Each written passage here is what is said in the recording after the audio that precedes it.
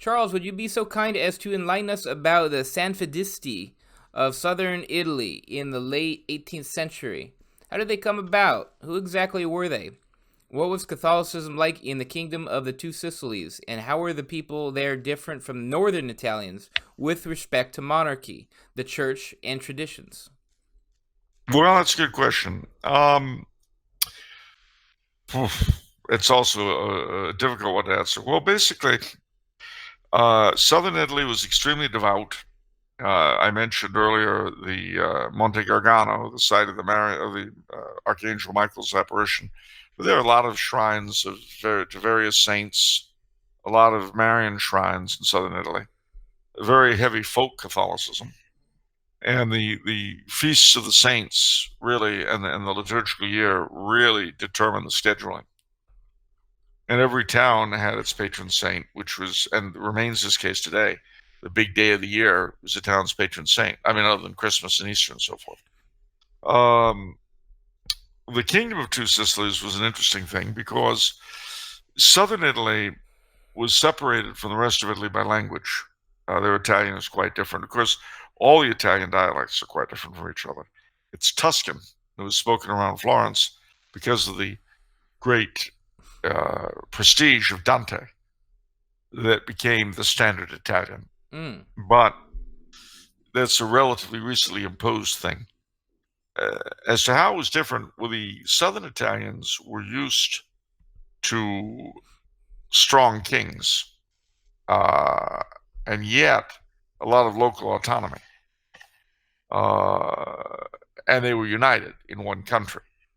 The rest of Italy was divided into much smaller countries: the Papal States, Tuscany, Parma, Modena, Lombardy, Venetia, and of course Piedmont, which became Sardinia.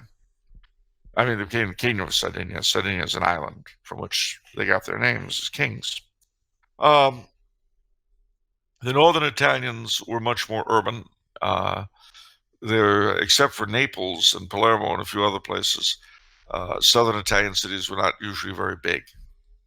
The land holdings were larger, so the landed nobility were a much more important element of society. In those days, of course, the peasant population was in time would remain very large in the south, whereas it did not in the north, as industry grew later on in places like Milan and so on.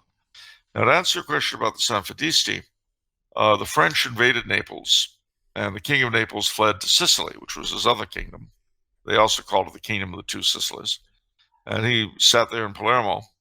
The Bonaparte installed first his brother and then his brother-in-law or son-in-law as king of Naples.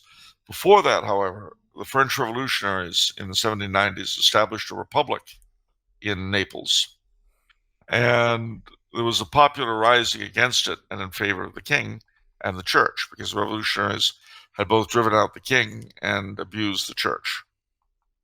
This was called the Sanfedisti. They were initially led by a brigand named Fra Diavolo, which means brother devil. Uh, but eventually Cardinal Ruffo became the head of it.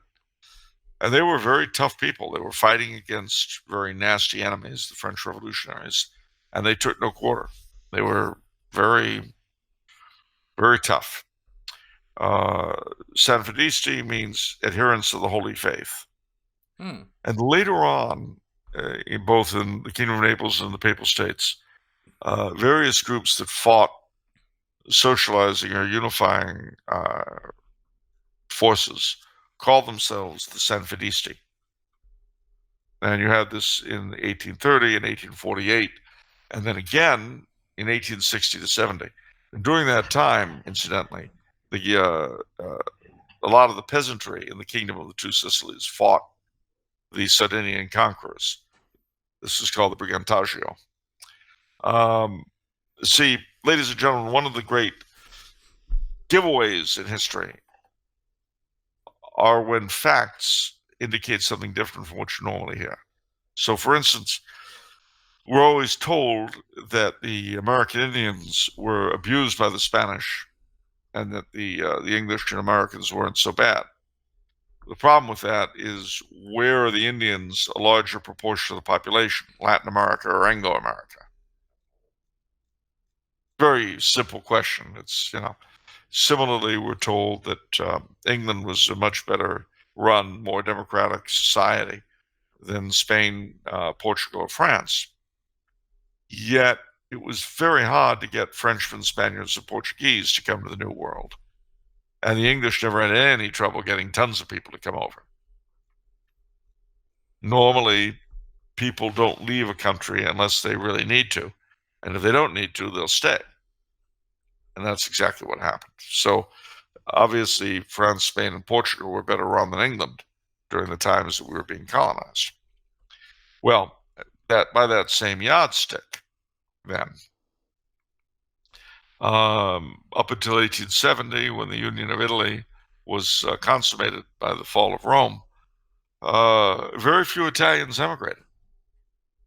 But after the Union of Italy was accomplished, millions of Italians, especially from the South, moved to the United States and Canada and Argentina and Australia and New Zealand and South Africa and anywhere else they could go. Millions of them. So that should tell you something about the real meaning of the Risorgimento. I should think so. Also, you yourself have descent from the Kingdom of Naples. Yeah. Yours. Yeah, my people. Your people. They came from Bari and from Brindisi, those are all part of the Kingdom of the Two Sicilies. And you remember in the pre-show I mentioned the Croats who went to the Molise, which was in the northern part of the Two Sicilies. Yeah. So. And it was ruled by a branch of the House of Bourbon. What does that French. mean? What does that French. mean? What are you getting at, Charles? It meant that they were quality. Well, great. Thank you for the compliment, Charles. I won't. The Bourbon would never have ruled over trash. Of course not. That's why no Bourbon was ever made king of the United. Oh, stop! Don't even go there.